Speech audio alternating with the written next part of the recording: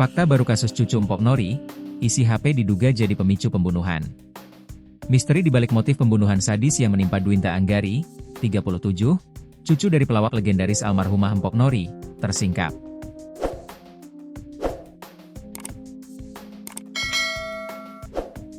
Rasa cemburu buta membuat suaminya, FTJ, 49, seorang warga negara asal Irak, gelap mata hingga nekat menghabisi nyawa istri sirinya tersebut di sebuah rumah kos di kawasan Cipayung. Pemicu aksi kejam ini diduga kuat berkaitan dengan dugaan pengkhianatan cinta yang dirasakan oleh pelaku. Berdasarkan keterangan polisi, FTJ mengaku sangat yakin bahwa korban telah berselingkuh di belakangnya. Keyakinan itulah yang membuat tersangka tidak hanya membunuh, tetapi juga membawa kabur ponsel pribadi milik korban saat mencoba melarikan diri ke Sumatera.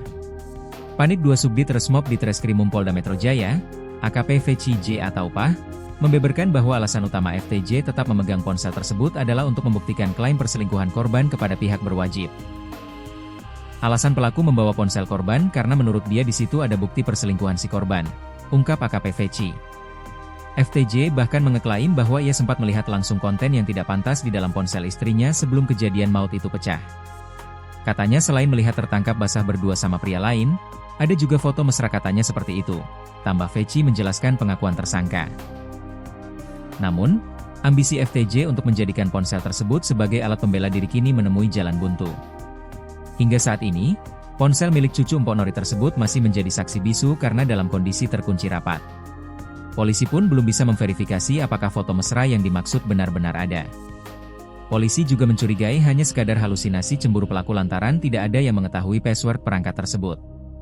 Kronologi api cemburu FTJ sendiri bermula pada 20 Maret 2024. Saat itu, ia mengaku melihat korban sedang berjalan bersama pria lain di sebuah acara bazar Ramadan. Puncaknya terjadi pada pukul 22 WIB di hari yang sama.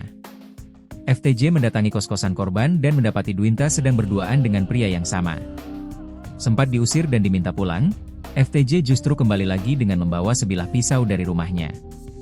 Ia lalu menyerang korban secara membabi buta hingga tewas dengan luka sayat di leher. Pelarian FTJ berakhir di rest area KM 68 Tol Tangerang Merak pada 21 Maret 2024. Saat digeledah, ponsel yang ia yakini berisi bukti perselingkuhan itu masih berada di tangannya bersama dengan paspor milik korban.